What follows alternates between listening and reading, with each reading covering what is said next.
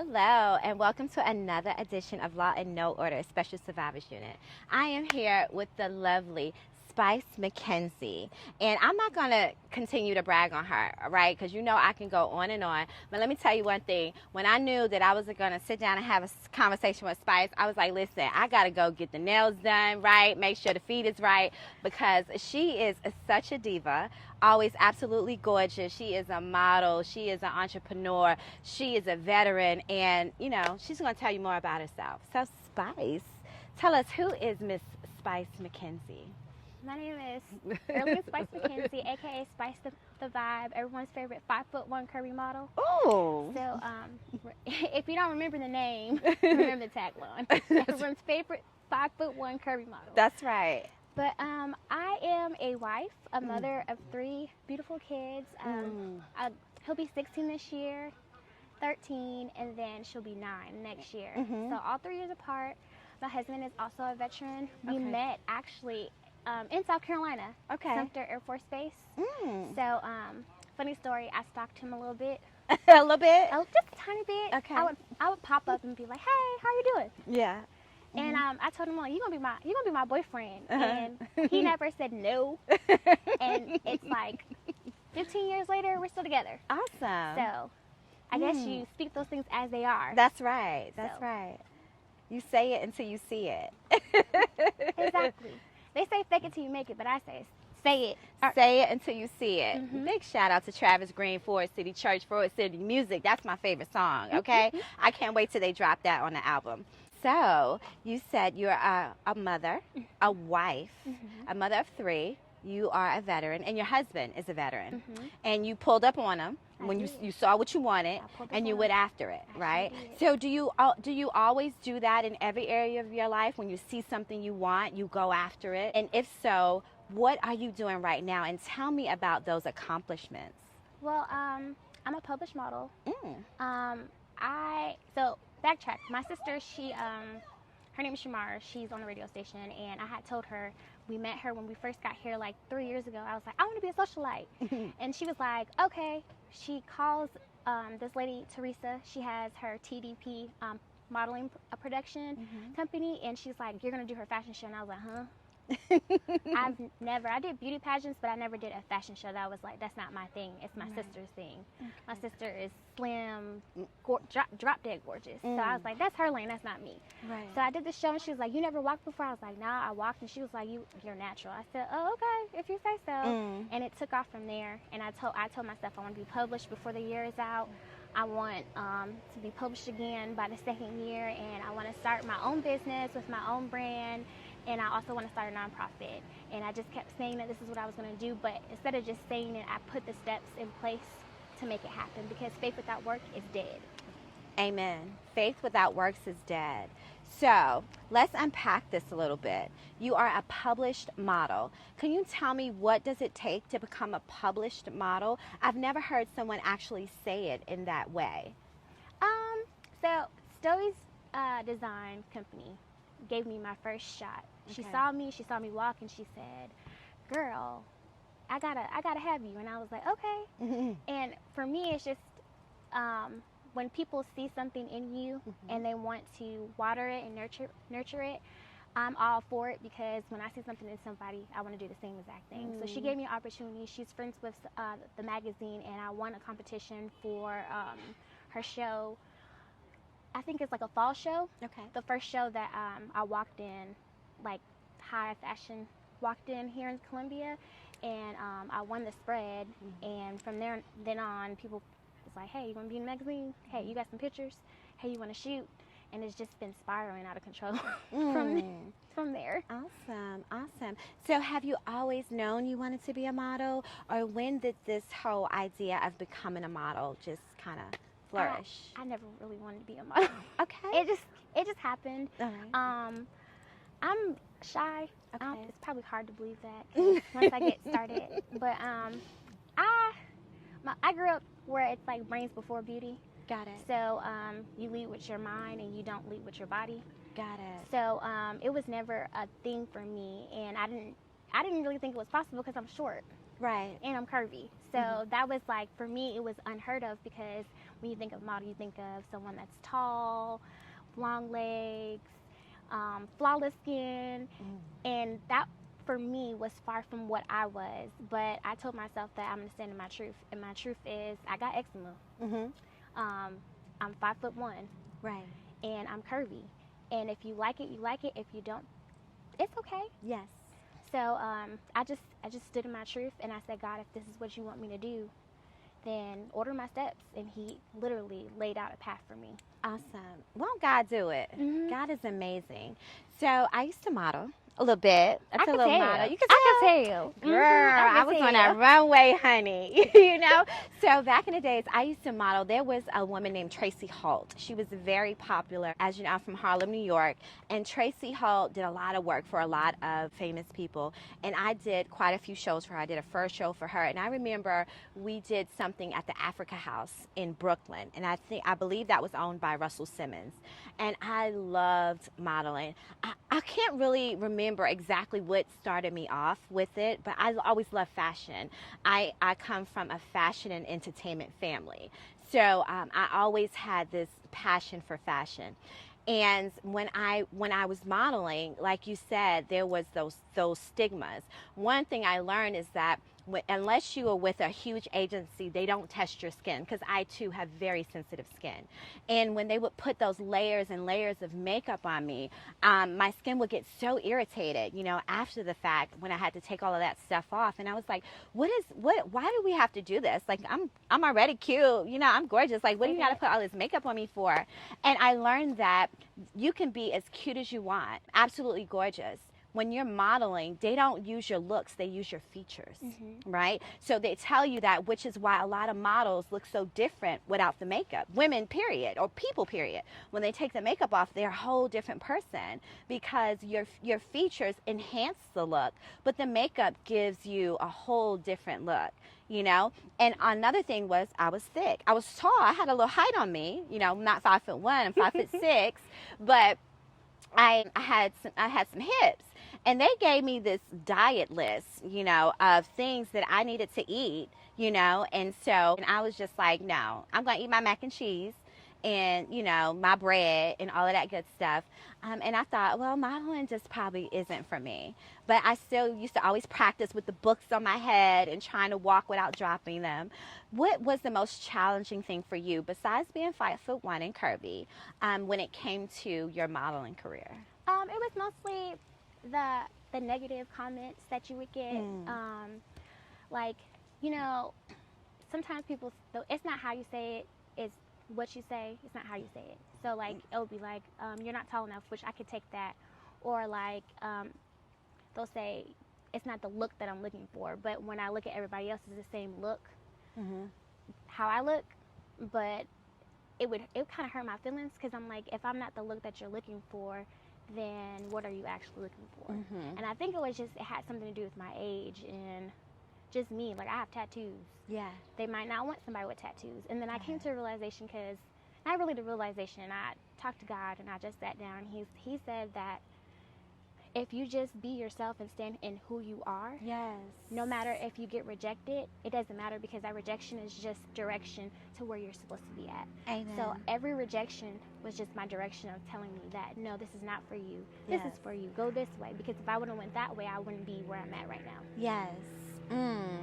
Just to stay on that modeling side, I was on your social media profile, just kind of looking at all the different things that you've done, and I came across a story, and I just love what you said in this story. You said, the shorter the hair, the longer they stare. Okay, I was like, oh, that's a bar. I love that. I've never heard that before. Tell me about that. I had to cut my hair off because it got bleached a little bit too much, and I was really insecure. I was like, if I cut this off, now I ain't gonna be pretty, and nobody gonna want to book me. It was closer to my birthday, and I was like, I'm walking out, and everybody's like, oh, this looks nice, and I was like, I don't need that validation from everybody else. But I think about, like, when you do have short hair, people stare a little bit longer, because they're seeing your actual face.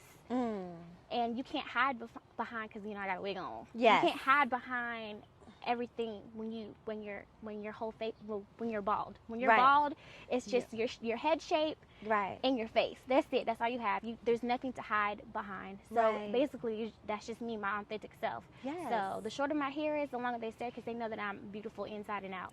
And I just try to walk into that. I gotta say it again. The shorter the hair, the longer they stare. Okay, I love that quote. So, when you are a veteran. Mhm. So tell me, what area did you serve in the military? So I was in the Air Force. My job was for support squadron. I did hospitality. So it's like fitness, lodging, food, mortuary affairs, readiness. So it's kind of like customer service on steroids. So my degree is in hospitality. Got it. Got it. So yeah, I did 7 years. I got out. I got a medical retirement because I wasn't no longer fit for duty, so I couldn't stay any longer.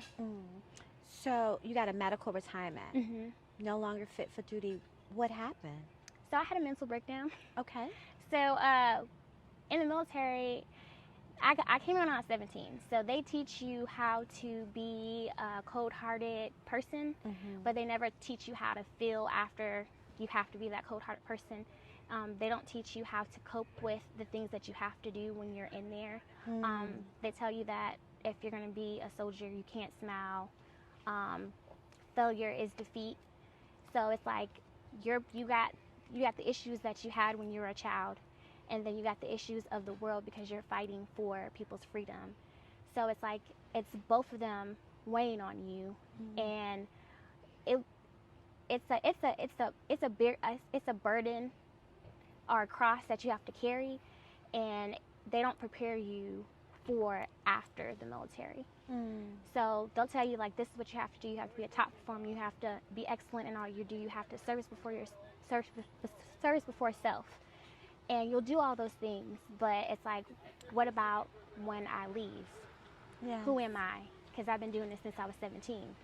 So I had a MST, a military sexual assault, where I was overseas in a different country, and on my birthday, my 21st birthday, I was at a party, and I got slipped a drink, and I got raped and left in a hotel for dead.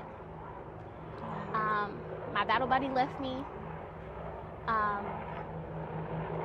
I woke up just bleeding from both ends, and literally had to do the walk of shame from where I was at back to my hotel.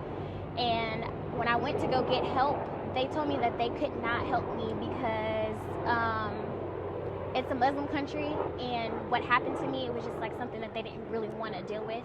And I wasn't at a base, so the military didn't want to do anything, and the government that I was in didn't want to do anything. So I was just stuck there, still having to work, still having to perform, still having to pretend like I'm a happy black girl, and just push it down. And I kept pushing it down and pushing it down and pushing it down till one day I just snapped and was like, I can't do this no more, because you want me to be this perfect person for you guys, because I have no room for failure, because one, I'm black, one, I'm a girl, and I'm in the military. So excellence is that's what they teach you. We don't do mediocre. So I've been hiding behind this so long, and I couldn't take me showing an image of myself that wasn't me. I couldn't be myself. I couldn't be my personality, because my personality is the uniform.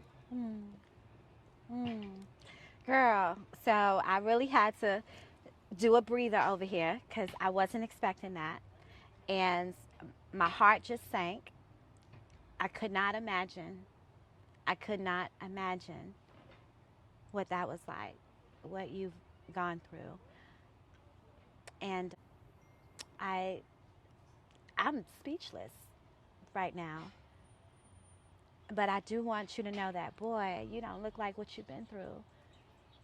You don't look like what you've been through, and the way that you always reference God and you talk about God, and from the moment I met you, our conversations, God was all through it, and I see that He's the one that strengthened you, that made sure that you didn't die in that room, and He's going to use that pain. He is using that pain to turn it into purpose. I know part of that purpose is a nonprofit organization that you have to support other young models, other young women.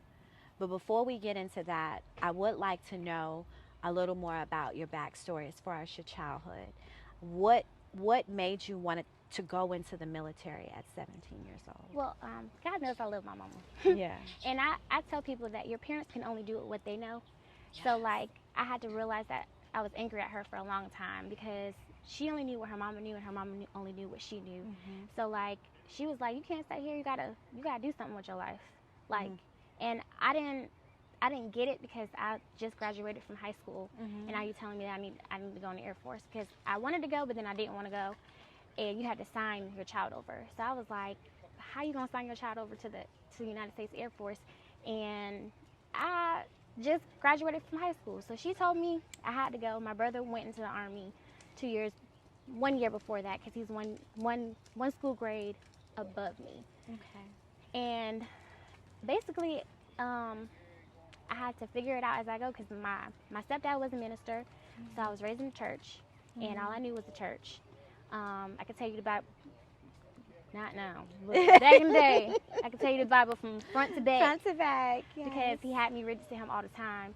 And I knew that I wanted to do something greater, and I knew that being in Charleston, I would not be able to be the person that I am today if I stayed there. Right. So I'm glad my mom pushed me to go into the military, but also it was a little bit of resentment because all the things that happened to me. But I mean, I say this again, when God has his hand on you, no matter how many trials and tribulations you go through, you'll come back stronger and better than ever because your life is just a testament for a comeback.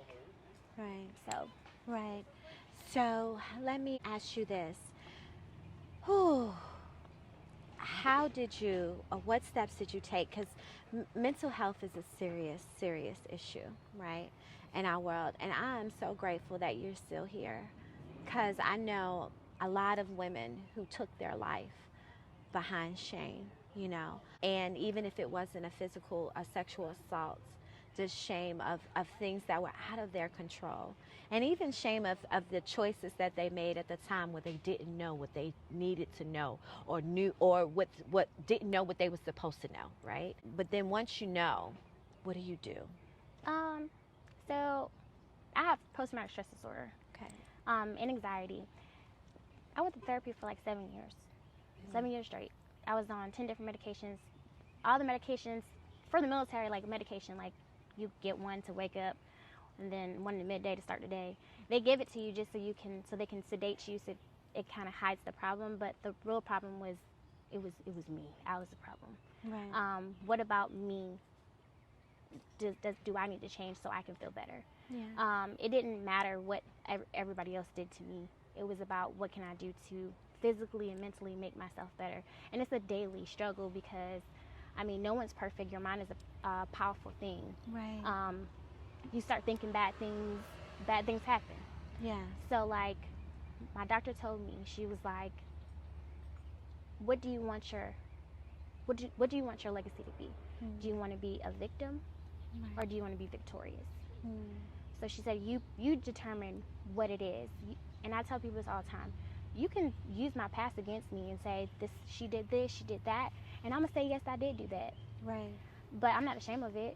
Right. So when you walk in shame, that's when you have this burden or this dark cloud over you. I'm not ashamed of nothing that happened to me because I would not be the wife that I am today, the mother that I am today, if those things didn't happen. Right. So I don't hold the shame or the guilt from the things of my past. Right. And I give it to God. It's still there. It's still a piece of me. But I don't let it consume me. That is so powerful. Wow. Whew, Spice. You have such a story. You have such an amazing story of triumph over adversity. I need to understand. I want our audience to understand and other women to understand, what does it take for you to have a healthy relationship after something like that happens? Because I meet women that, even women who change their sexual preference because of that type of trauma. When it comes to developing healthy relationships, how would you tell someone who has gone through what it is that you've gone through, just how to start building a healthy relationship with the opposite sex? I think first, because I'm not no expert, Right. so I would say get you a therapist, talk it out.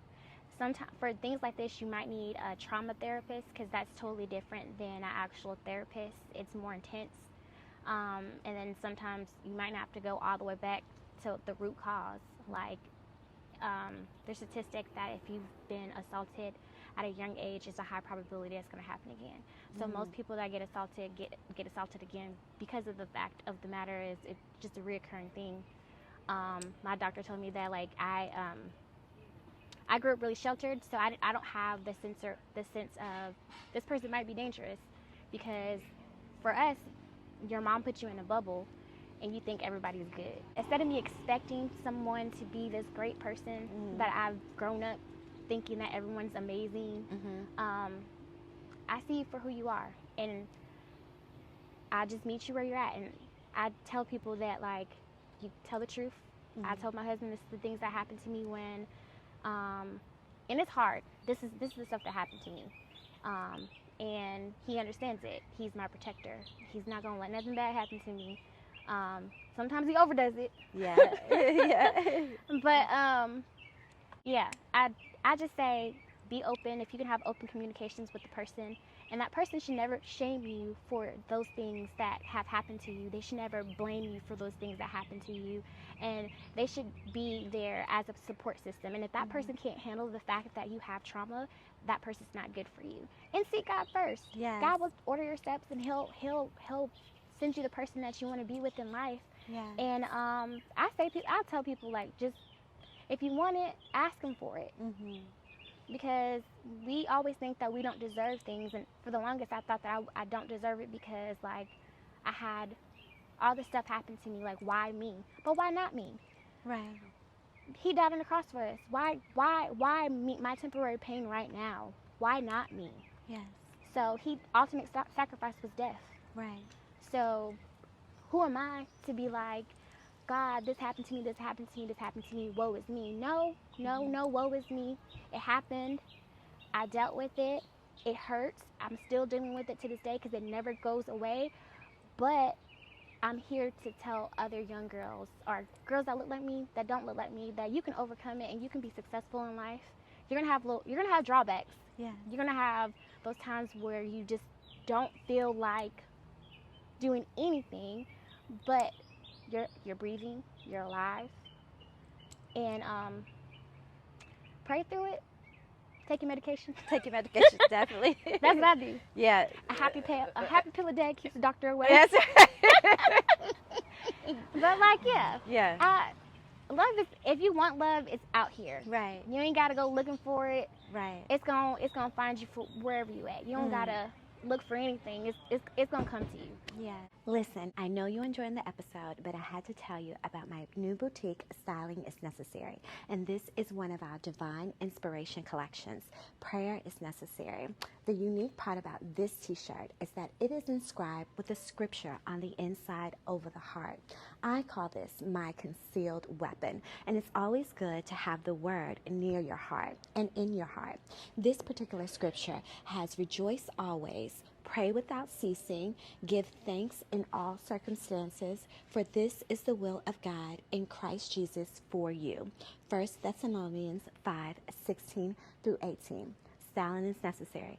www.stylingisnecessary.com. Back to the episode. Yes, amen.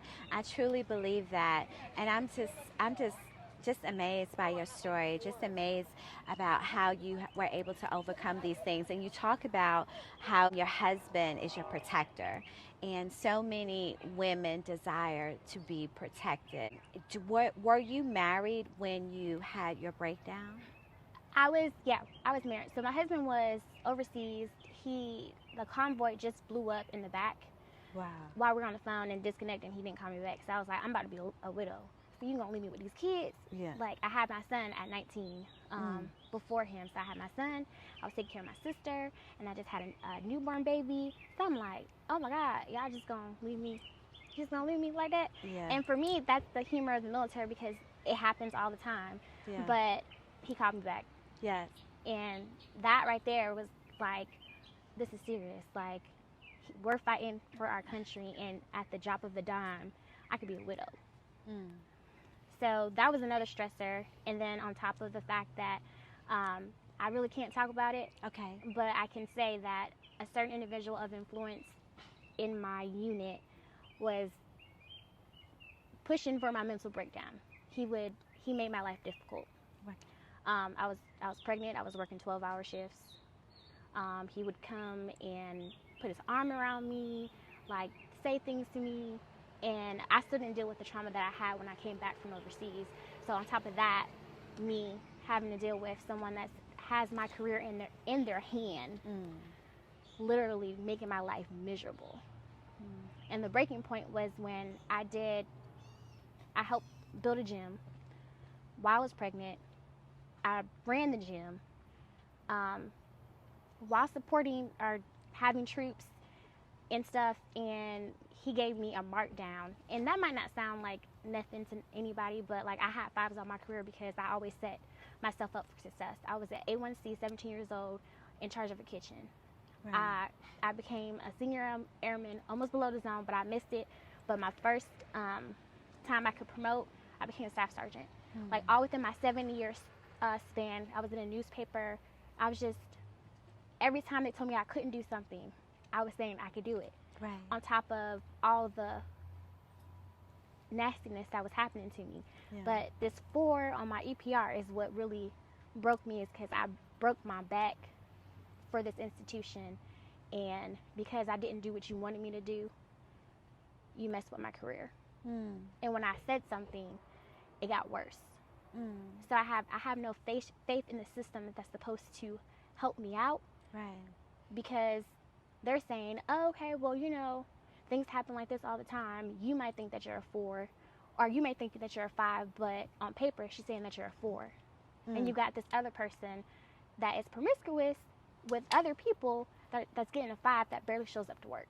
Right. So it's like, it was a turning point where I saw that, like, no matter what I do, if I don't play the game how they want me to play it, they're going to make my life miserable. And I was like, I can't keep continuously not being myself. Right. And being this upstand. I'm not saying I'm not an upstanding person, but being a perfect person in the military, right, and still not progressing because of the fact that I'm not doing what you want me to do, that is totally against what the military stands for. Right. So it just, I lost it. I tried to commit suicide. I was driving my Honda 100 miles an hour on the back road. And I was like, the first tree I find, I'm hitting it. Because I was like, that'd just be the quickest impact, because I don't want to mess with no guns. Yeah. So it's like, the brakes just locked on me. Like, 100 miles locked. I hit my head in front, and I stopped.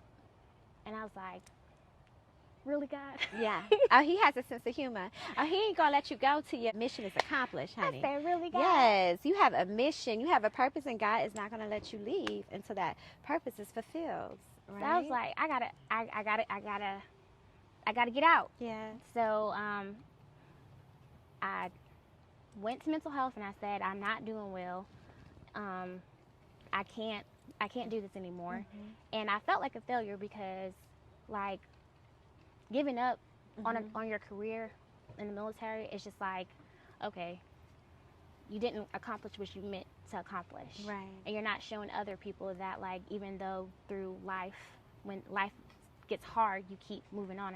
And I was like, I just can't do it. It wasn't for me in the first place. You can't put someone in a box when they're not meant to be in a box. Right. So I had to do this. I had to go. And that was the best decision that I ever made in my life. Amen. The best decision that I could ever make. I love the military. The military has given me the structure and education and all the opportunities that I have in my 9-to-5 job to flourish, but it's just not for me. Yes.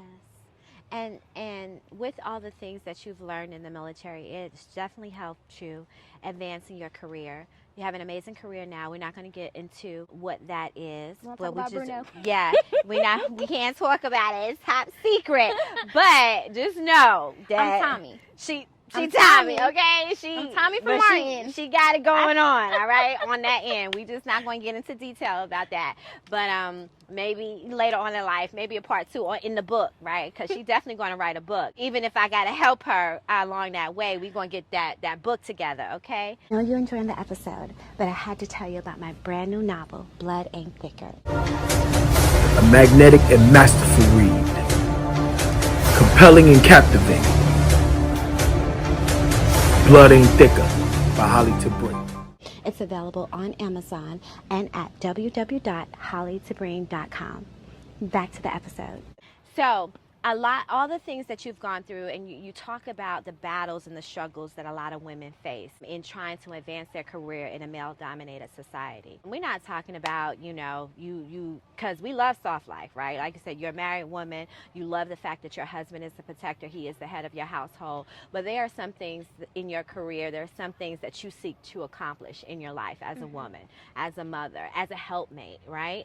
And so when it comes to those barriers that you face, you recognize that if younger women, if younger girls, especially in our society now, social media has our girls going crazy. A lot of extremely beautiful, talented girls don't attribute to that mindset of brains over beauty, right? They using their body and their beauty to try to advance their career instead of tapping into their intellect, into their brains, and understanding the power of the combination. So you have this organization for young girls. Tell us about this organization and what fueled your fire for creating this organization. So I have a nonprofit organization. It's called 2 Models, 1 Mission. So it's 2 models. It's me and my business partner, Antoinette. Okay. She's an androgynous model. She won season, I can't remember what season it was. She's going to kill me. But she won the top androgynous model, and she's a chef. We're both models together. She's my model BFF. Yes. She started before me, but the same show we did together, and from then on we built from there. We found that there's a need for people to show other people how to be your authentic self without twisting and bending to society and what they want you to do. If I tell you that I'm not comfortable with X, Y, and Z, but you're telling me that I'm going to go higher, I'm still not going to do X, Y, and Z because I'm not comfortable with it. You have to be okay with telling people no and having those boundaries, because people will push your boundaries over and over again just for a selfish gain.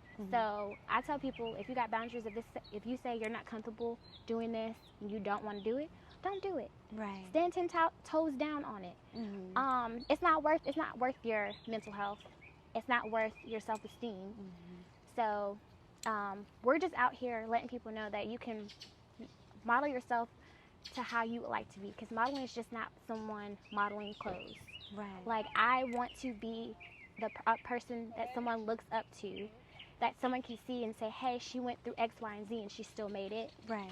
She struggles on a daily basis, but she still gets up and she still shows up and she still shows out. So I will be that sacrifice, so you know that you could do it, and you could do it easier, because I'm going to tell you, like, don't do that. Yes. Don't go that way. Right. And I'm not going to gatekeep nothing, because I love when people are successful. Yes. If anything that I can do to help somebody succeed, I don't mind doing it, because being kind takes zero money. Zero money. Zero money. So for those who don't know, what is an androgynous? Androgynous model. Androgynous so model. Androgynous model is, she gonna kill me again. Okay. So don't kill her. That's what she's trying. Don't kill her. I'm trying. I guess it's either femme presenting, like you're feminine, but you're masculine presenting, or you could be feminine, masculine presenting. It has no lines. Got it. So she dresses feminine and she dresses masculine, or there's the in between. Got it. But it's kind of hard for her in the model career because like they don't know how to dress her. Instead of asking the question like, are you comfortable in this? They just assume that since she likes to dress masculine presenting sometimes, that she would never want to be feminine. Got it. So it's just the crossing, letting people know that this is what she is. She's an androgynous model, but she's also a person. And you don't know unless you ask. It's so simple to be like, hey, are you comfortable in this? And if you ever work with me and I'm working with somebody, I'm always asking, are you comfortable in this? Right. Do you like this? Do you want to change this? Because you being comfortable is the most important part to me. Right. Because when you're comfortable, you feel more beautiful. Exactly. So I don't really care about the fact that it looks good on you. But if you're not comfortable, you don't need to wear it. Period. Point blank. You're right. So for women who are who want to pursue a career in modeling, or young girls, what are some of the things that you think that they need to know prior to getting into that industry? Know that you don't need a therapist. Yeah, you need a therapist. Definitely need a therapist, okay? For the military and modeling. Double M's. You need a therapist because you're going to have people telling you everything that you're not and not telling you everything that you are. Right. Because that's the idea. You have a designer. She wants to see you in her clothes. She wants you to make sure that you look, basically you're a coat hanger for designers. And that sounds a little bad, but I mean, you're doing it for them so they can kind of show off their design. So they'll tell you like, I don't think she's too big. She's not pretty enough for us. We're looking for someone that's light skinned. We're looking for someone that's dark skinned. We're looking for someone that is of Asian descent. You're not what we're looking for. And you have to understand that you're not what we're looking for isn't that you're not capable of doing the job. It's just the fact that they have something that they're looking for and it's just not, you're not in that lane, but there's still a lane for you. So I had to re-click my mind like, got it. You didn't make the model call. It wasn't because you wasn't good enough. It's just that you didn't fit. It's like a resume. Yeah. You didn't fit what they wanted in the resume. And it's okay. Got it. Got it. That is definitely powerful because that is the biggest thing with women, especially with our emotions, is rejection. So I'm so glad you touched on the fact that while they may not be suited for one area of the modeling industry, for one designer, that they definitely have a lane. And if they continue to pursue the desires of their heart, they will definitely find the lane that they're in and they will be extremely successful. So I thank you for breaking that down. What about a woman who wants to join the military? Well, the military now is softer. Okay. I was back in the day. Back in the day, you were gonna tell your age. It was back in the day. Back in the day, I had BDUs. We have like 4 uniforms now, so that tells you how long ago. I say do your research. The Air Force, to this day, I still say the Air Force and the Navy is the best branch to be in. Okay. I love the Air Force. I just know that you have to understand that everyone's coming from a different background, a different upbringing. They're not the same person that you are, so you can't expect you from everybody else. So protect yourself. And if you feel uncomfortable, say something. Yes. If someone's doing something to you that you don't like, speak up. And don't be afraid of repercussions. I wish that I had the strength that I had now then to be like, no, I don't like that. And just be okay with it. Even if it messes up with your career, you got to say something. Right. Because it's better to say something than you wait years down the line and then now you got this big ball of you're angry, you're upset, you're mad, you're depressed. Don't hold those feelings in. So speak your mind. Yourself will thank you for it. They'll tell you that you're emotional and crazy, but you owe it to yourself to tell somebody when you don't like something. So how about, okay, so we covered if you want to be a model, if someone wanted to join the military. What about someone who's looking to create a nonprofit organization? If they too want to turn their pain into purpose, what are some of the things that you need to go through in order to create that nonprofit organization and to have it become successful? Well, my nonprofit is still a baby, Okay, still a baby. Okay. still a little infant. All right. But I said do your research, ask questions. I tell everyone rejection is protection. Rejection is protection. Rejection is protection. Yes. And you can listen to somebody, but also do the research for yourself. Got it. Because they can tell you one thing and then be totally different, and now you're going to jail for tax fraud. You don't want that. Right. Have someone that you can talk to. Make sure you have everything lined up before you start it. Your name, what your mission is. I know some lawyers, Okay. so I talked to them before. A few lawyers, just a couple. A couple, Mm-hmm. a couple, and I asked them like, "What do you think about this? What do you think about that?" It's gonna take a whole year. You have to be within a nonprofit for a whole year to start getting grants.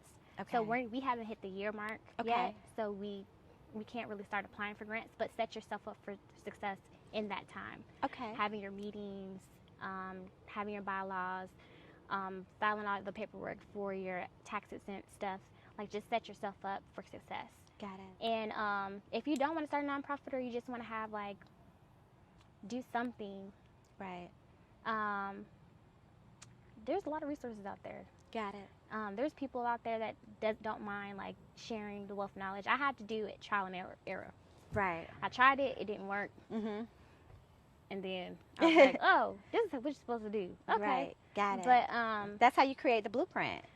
and I tell people, I do the hard work so you don't have to do it. That's right. Make the pathway easier for those I coming stress behind you. out so you don't have to stress out. That's right. Yes. So I remember at the networking event, there was a young man who had I want to say he had a lawn service landscaping business, and he was talking about the contracts that he had, and you were telling him how to go about getting other contracts, some organizations that you are affiliated with, how they go about paying certain companies, especially Black-owned businesses. A lot of times when it comes to government grants, they're kind of like at the top of the list because they are the most underserved. And you were giving him some information that was quite important when it comes to receiving funds from government grants. Can you tell us about that? So the government is obligated to seek out small businesses first and minorities. So it's their duty to the community what's advantageous for the government, so what's the lowest cost, and to make sure they're serving like the minorities and small businesses. So they'll seek those out before they seek out larger corporations, because we already know that the larger corporations can do it, but sometimes there is a local vendor that they can go to that's easier access that can provide the same service as someone that has a larger corporation. So it's their due diligence to look out for those first. And having your information on sam.gov will help out, like getting you a SAMS number. That would help out. I think, yes, SAMS. You log into SAMS.gov, and if you have all your paperwork in order, you just upload all your information on there. And I think it gives you a number. That's what we use to pay vendors. So that is your best bet. And selling yourself. It's so easy to, don't go to call before you go. Call before you go. When you go to a government institution. Because they have a contracting officer or contracting office. And you ask them like, hey, are y'all looking for services for X, Y, and Z? And the worst that someone can tell you is no. Exactly. So that's the worst. Yes. Then you're not gonna go to jail. No. As long as you don't have a concealed weapon. That's right. Don't go up in there with no concealed weapon. Talking about you want a grant. Call first. Call first and see what the protocols is, and ask them like, are you looking for X, Y, and Z? And 9 times out of 10, they might be looking. It might be something that they're looking for. So the guy that has the pressure washing business, Benedict, I know that they need it. Right. And all you gotta do is say, hey, I'll do a demo for you. I will wash this one building for you for free. Right. See how you like it. Yeah. And if you like it, rock with me. If you don't, that's fine. Yes. But you gotta put yourself out there. That's right. Girl, you dropped some gems. on this podcast today. I love that you decided to sit down and have this conversation with me.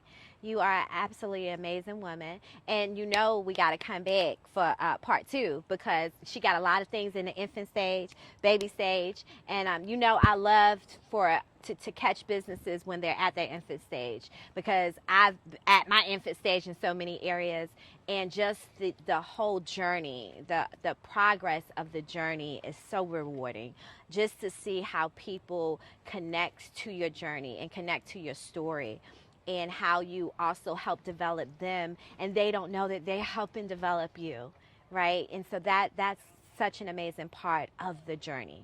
And people want to skip that part. They just want to skip to the good part. But I promise you, the journey is what strengthens you. Even the bad things that happen along the journey, the hurtful things, the traumatic things, they make you stronger in all these different areas. As you know, this podcast is called Law and No Order Special Survivors Unit. So, Spice McKenzie, what is law for your life right now? Law for my life is to treat people how you want to be treated, regardless if they treat you like that way. You love people. I say I can love the hate out you. I don't have to be in your presence. I don't have to rock with you like that, but I can love you, and I can wish nothing but the best for you. Yes. And I can want you to succeed, but I don't have to be in your energy or in your presence. Got it. And I say this every day. I ask God to help those that can't help themselves. And if I can help them, tell me what to do, and I'll do it. Got it. So that's law. Yes. All right. That's a good law. Reciprocity. The law of reciprocity.